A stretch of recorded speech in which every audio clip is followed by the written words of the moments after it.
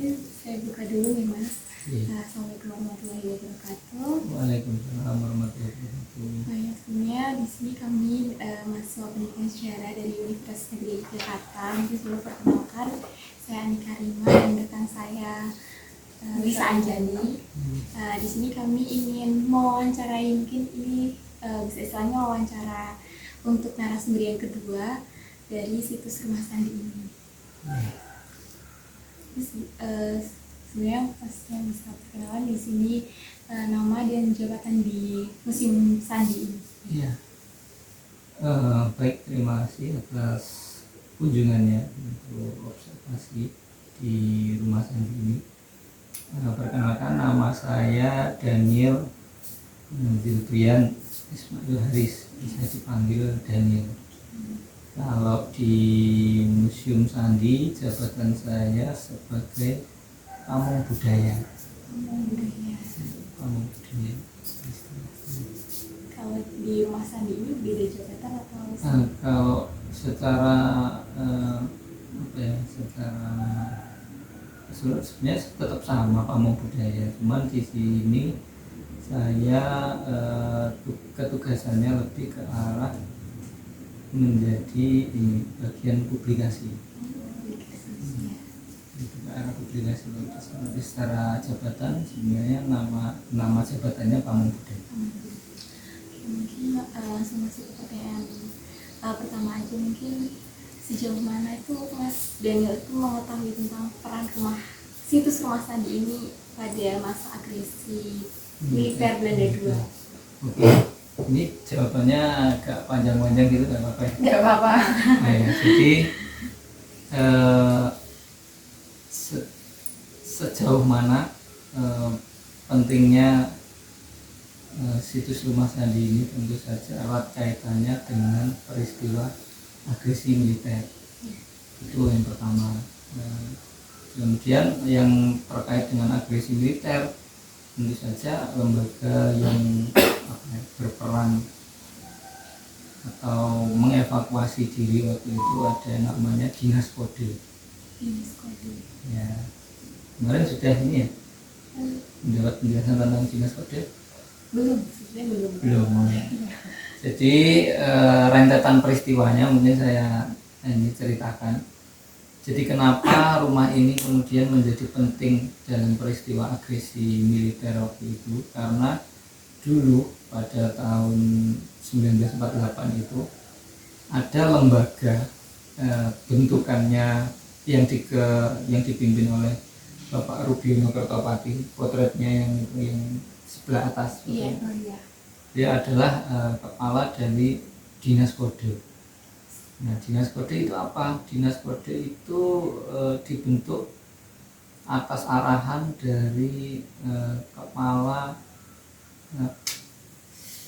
dari Menteri Pak Menhan waktu itu, Kementerian Pertahanan waktu itu memberikan arahan kepada Pak Rubiono, seorang dokter di Kementerian Pertahanan, untuk membentuk Badan Pemberitaan Rahasia. Nah, Badan Pemberitaan Rahasia ini kemudian dinamai Dinas Kode. Tugasnya apa? Untuk menyeleksi berita yang masuk dari dalam dan luar negeri, kemudian juga melakukan pengiriman atau melakukan pemberitaan yang sifatnya rahasia. Nah, itu Dinas Kode. Nah, hubungannya apa Dinas Kode dengan Rumah Sandi saat ini? Jadi hubungan itu ya, waktu agresi militer itu sebenarnya kantor Dinas Kode itu berada di Jogja, di Kota Baru. Tahu daerah Kota Baru? Tahu. Nah, dulu kantor Dinas Kode itu berkantornya di situ, dekat dengan Kementerian Pertahanan juga tahun 46.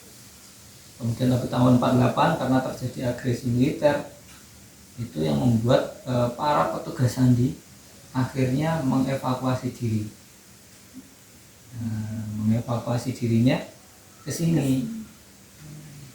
Sebelum ke sini itu berkumpul dulu di lapangan Deksol tadi kalau lihat. Nah, para petugas Sandi dikumpulkan di situ, kemudian tersebar mereka. Ada yang ke Jawa Barat, ada yang ke Jawa Timur.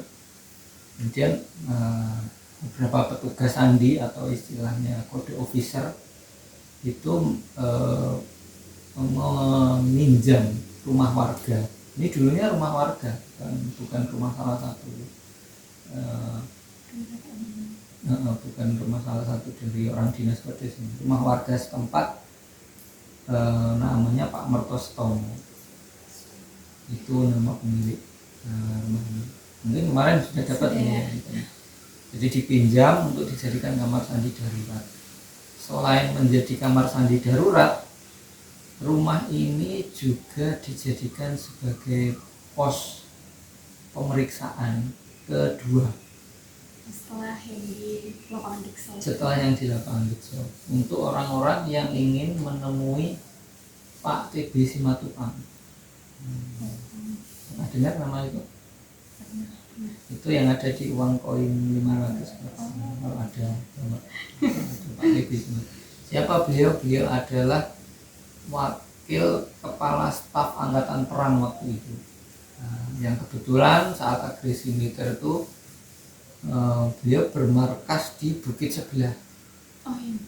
Sebelah bukit itu? Iya, bukit itu, tapi di sebelah sana. Nah, jadi orang-orang, karena beliau itu orang penting, jadi orang-orang yang ingin menemui beliau itu diperiksa 2 kali, di Diksel dan juga di sini, baru boleh menemui beliau. Nah, itu salah satu fungsi peranan dari rumah ini. Selain jadi kamar sandi darurat ya, tempat para petugas sandi bekerja membuat pesan-pesan penting.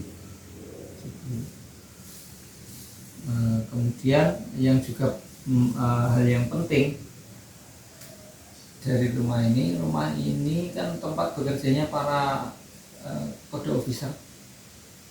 Nah, ada salah satu pesan yang sangat penting yang akhirnya terpublikasi atau terkirimkan hingga ke mancanegara waktu itu. Nah, pesan tersebut inisiasinya dari tempat ini sebenarnya. Pesan apa? Nah, pesan apa? Tentang pesan mengenai keberhasilan serangan umum 1 Maret.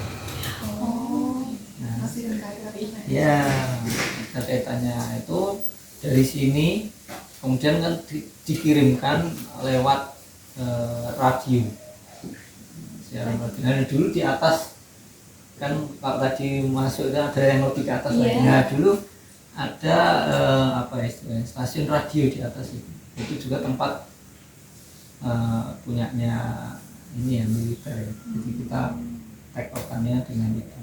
Terus ada POPAD kalau tidak salah. Kalau untuk yang siaran radio itu masih ada atau sudah? Oh, sudah. Nggak ada bekasnya sama sekali. Kalau yang di sana yang di bukit sebelah itu udah masih ada atau? Bangunannya ada tapi kosong. Oh, kosong. Yang markasnya Pak TB Simatupang. Iya, kosong. Itu bentuknya rumah. Bentuknya rumah seperti ini juga, seperti ini, cuman kosong karena kalau rumah ini kan statusnya sudah milik negara. Iya. Kalau yang di sana itu statusnya masih milik pribadi. Jadi belum diakuisisi oleh negara. Nah, kan yang punya keturunannya kan ini sudah pada pisah-pisah. Nah, akhirnya yang di sana kosong. Kosong. Tapi awal mula yang jadi markas rumahnya Pak Mertostomo. bukannya di sebelah gunung, itu tuh sama kayak ini ya. Jadi kayak dari tentara itu berkompromi sama warga buat pindah tempatnya. Betul. Kalau yang di sana namanya Pak Joglo Karyo Utomo. Jadi pemiliknya itu Karyo Utomo. Kalau ini Pak Mertostomo. Kalau untuk aktivitas persandian dulu di sini tuh gimana Mas? Kayak sandi apa aja yang digunain, terus mereka mecahnya kayak gimana?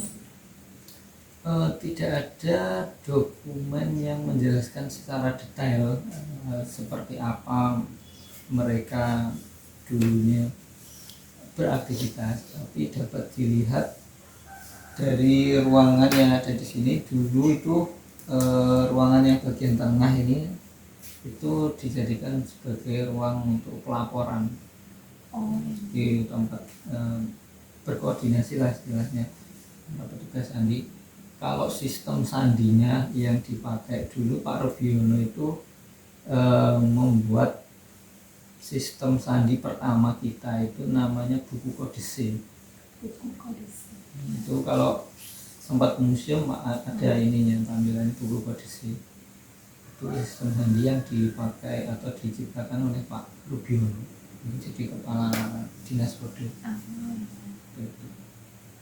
Nah, kalau aktivitas persandian lainnya itu ya pengiriman pesan itu dari kurir itu. Dan salah satunya yang sempat menjadi kurir di sini itu ada namanya Pak Ponijan. Mungkin masih ingat, beliau adalah anak dari Pak Mertostomo. Jadi ditugaskan menjadi kurir untuk mengirim pesan ke Banaran, ke markasnya Pak Tb Simatupang. Itu waktu usia 14 tahun. Jadi tanpa pengetahuannya Pak Ponijan kalau itu sebenarnya membawa berkas penting gitu, atau kayak anak, ya udah anak disuruh ke sana aja gitu.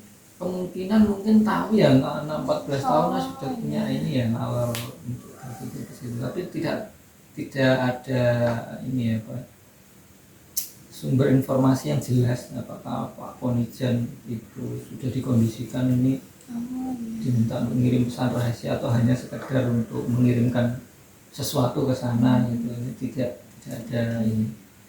Berarti kalau misal pas pengiriman gitu ada pengawalan khusus dari jauh gitu, atau ya udah sendiri aja gitu biar gak ada yang curiga gitu? Untuk pengawalan, Pak Hadiman pernah dapat cerita Pak Ponijan dulu ke bandaranya dikawal enggak Pak? Enggak ya? Seorang diri ya berarti ya? Itu setiap hari atau cuma seminggu sekali ngantar ke bandaranya buat surat itu? Tiap hari Pak itu kira-kira? Enggak ya? Enggak, itu enggak tiap hari. Ya kalau ada informasi yang memang perlu dikirimkan aja. Itu hanya Pak Ponijan atau ada anak lain yang disuruh juga untuk mengantarkan surat? Yang tercatat di kami Pak Ponijan, tetapi ada kode officer lain juga yang bertugas di sana, karena beliau itu menempel dengan Pak Tb Simatupang. Ada namanya Pak Wijanarko. Berarti di daerah Banaran itu ya? Di Banaran. Kalau untuk kendala-kendala dulu Pak Ponijan atau dari yang bertugas mengkode sandi di sini, itu kendala-kendalanya itu apa aja? Ya kendalanya ya mungkin karena medannya tidak seperti yang sekarang ya. Kalau sekarang kan ke sana sudah enak jalannya. Iya. Itu pertama. Kendala yang kedua tentu saja itu kan sifatnya sembunyi-sembunyi, gerilya ya. Ya mungkin itu sih kendalanya. Kalau seberapa besar kontribusi Rumah Sandi ini dalam mendukung perjuangan PDRI yang ada di Bukit Tinggi?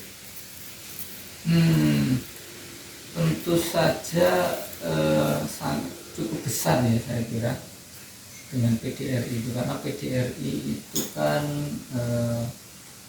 pemerintahan darurat yang dibentuk ketika Pak Soekarno dan wakilnya itu ditangkap ya.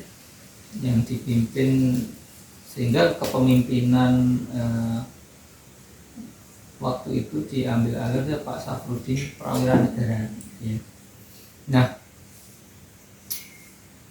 kalau bicara tentang kaitan dari Rumah Sandi ini agak gimana ya menjelaskannya, agak susah, tetapi ada kaitannya dengan yang meninggali dari bangunan ini kan para kode officer.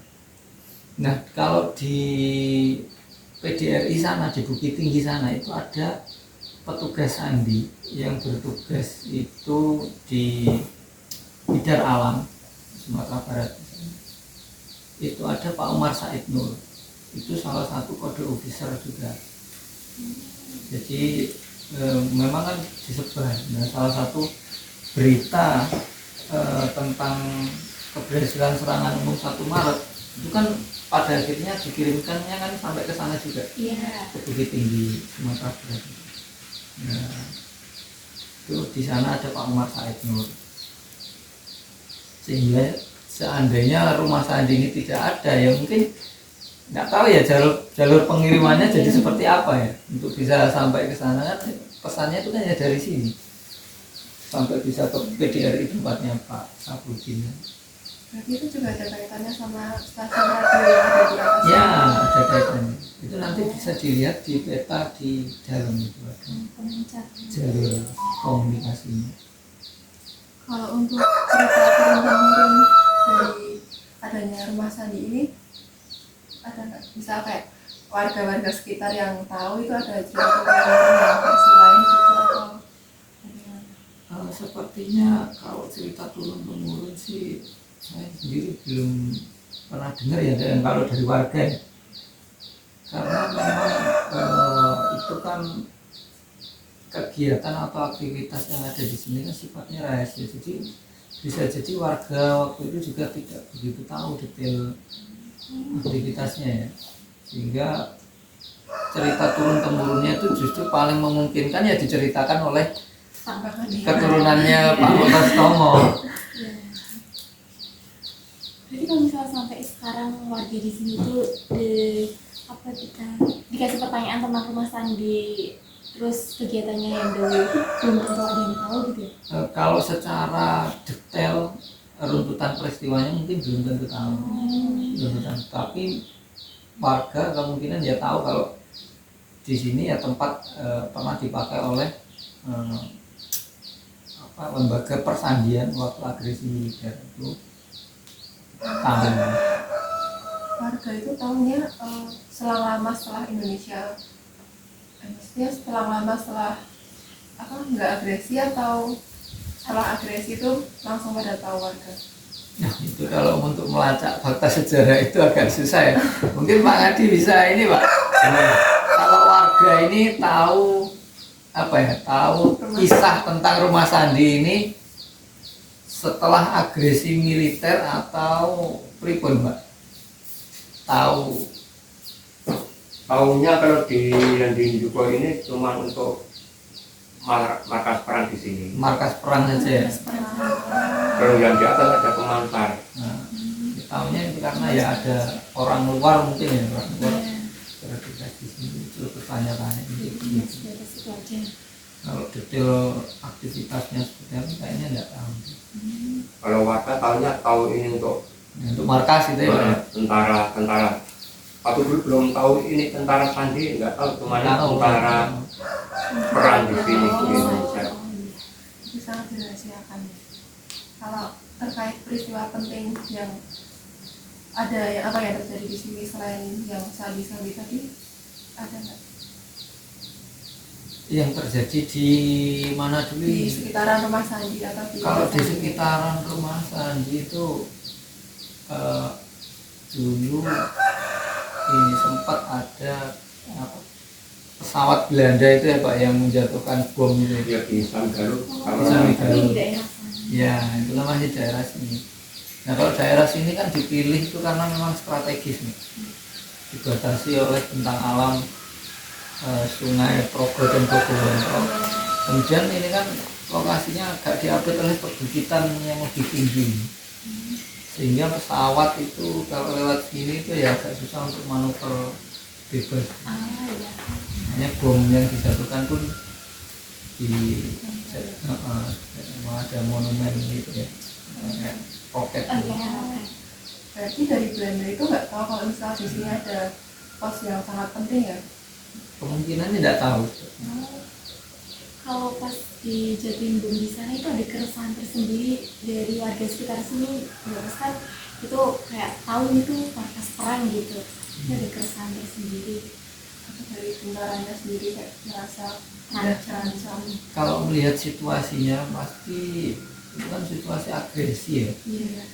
waktu itu, kemungkinan ya masyarakat itu sudah ada kekhawatiran sebenarnya, karena itu kan luas memang cakupannya jadi peristiwa tersebut. Kalau terkait teknis cara mengelola sandi yang dipancarkan dari misal dari stasiun radio A ke stasiun radio sini itu nanti ditangkap oleh sinyal atau Iya betul, itu kan lewat frekuensi radio ya, seperti kita dengerin siaran hari ini ya. Tetapi bentuk dari siarannya itu apakah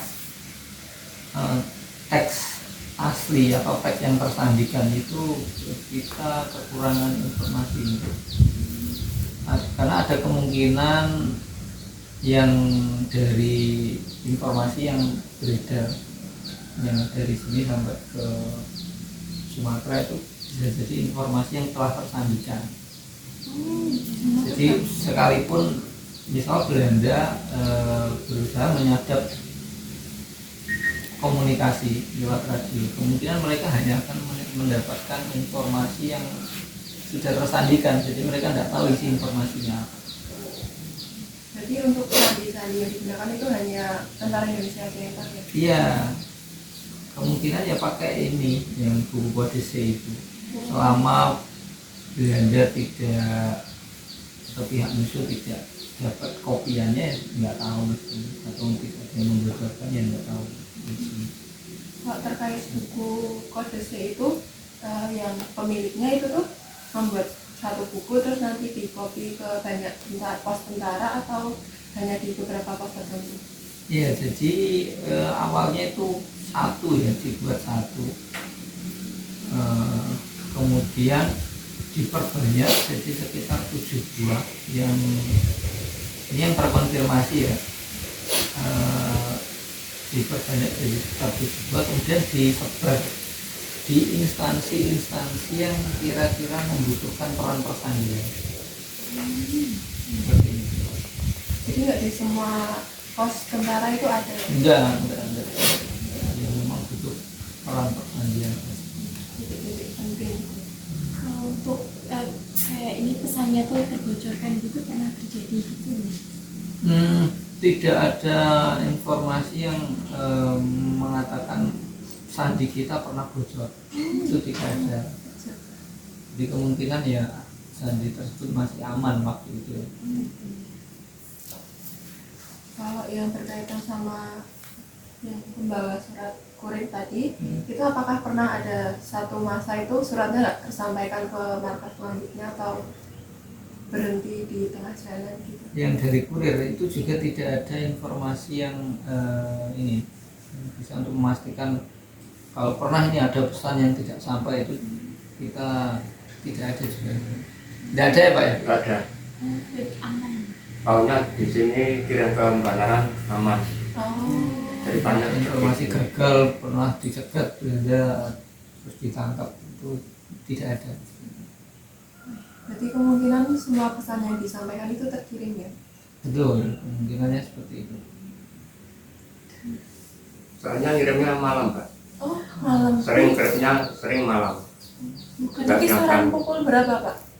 Ya kadang ya 12, pokoknya waktunya waktu malam. Jam 6 malam. Itu ada tujuan khusus dari pengiriman waktu malam gitu? Iya, untuk menghindari ini aja sebenarnya. Karena waktu agresi itu banyak tentara atau ya para petugas sandi itu juga yang bergerilya. Dulunya itu ya cuma malam hari itu. Jadi kemungkinan instruksi untuk mengirimkan pesan di malam hari itu ya karena seperti itu situasinya.